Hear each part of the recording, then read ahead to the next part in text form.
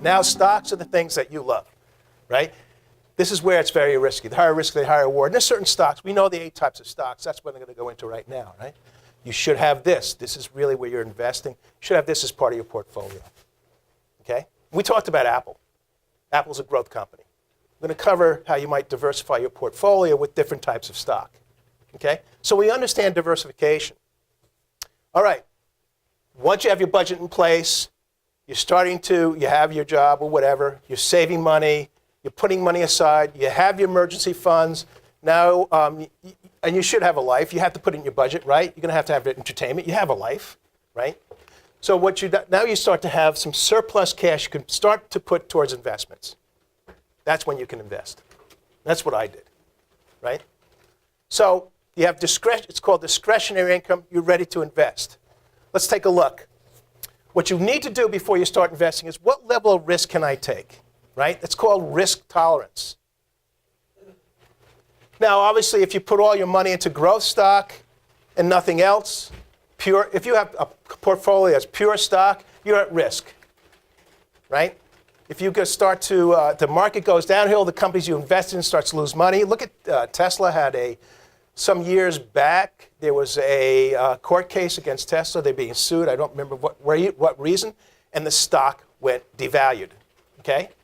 And during that time period, certainly you shouldn't do is have a passionate action, which is sell when that happens. I would suggest you hold long, and I'll cover that with you.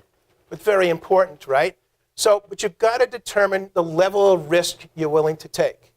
And it depends on when do you need the money that you're investing. It's for retirement, certainly. That's one of the big reasons why you're investing. Wouldn't you like to retire at 55? Yeah. Where would you like to retire to? Emily, where would you like to retire to? Hopefully it's Rhode Island, right? No. Oh, gosh. Where would you like to retire to? You don't know? Delaney? You don't know? Hopefully it's Rhode Island. Gianna? Down south? Yeah. Caroline, where would you like to retire to? Florida. Okay, Jack, how about you?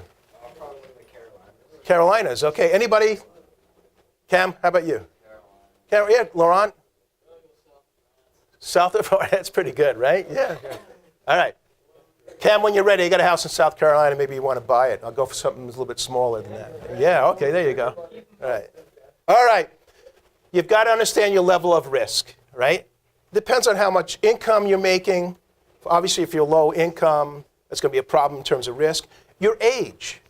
I'm at an age right now I can't handle a lot of risk, right? At some point, I might have to retire. And if you're near retirement, remember, you're on a fixed income. You have Social Security. Hopefully, that's there when you reach that age. I have my pension from IBM. I hopefully have a pension from here if I do ever decide to retire. But I'm not getting raises anymore.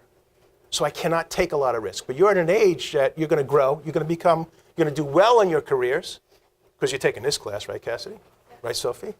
Right? You're going to do well. At your age, you'll be able to be somewhat between aggressive and very aggressive. That will dictate what you invest in, okay? Which is going to bring me to the next. This is the investment pyramid. You can find it online. And anybody here know, who took my business leadership class and understands Maslow? Okay, Laurent. Remember I think it's the 5 levels Maslow's hierarchy of needs, right? The lowest level, physiological, basic needs, right? What Maslow said, and we use this in management, is if you want somebody to be extremely productive, the first thing you have to go after is a physiological need. You need to satisfy that. And that is food, water, things like that. You agree? If you didn't eat breakfast this morning and don't have any meals, you wouldn't be very productive in the classroom. So the first thing you need to do is satisfy the basic needs, okay?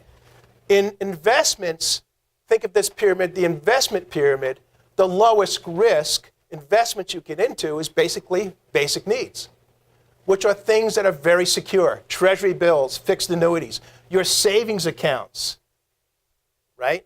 Insured by the FDIC for $250,000 for every account. Those are the lowest risk things that you can invest in.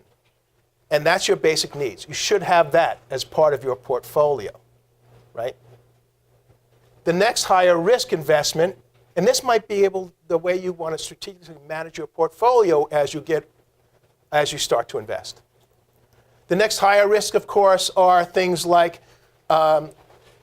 conservative equities. We covered corporate bonds, right?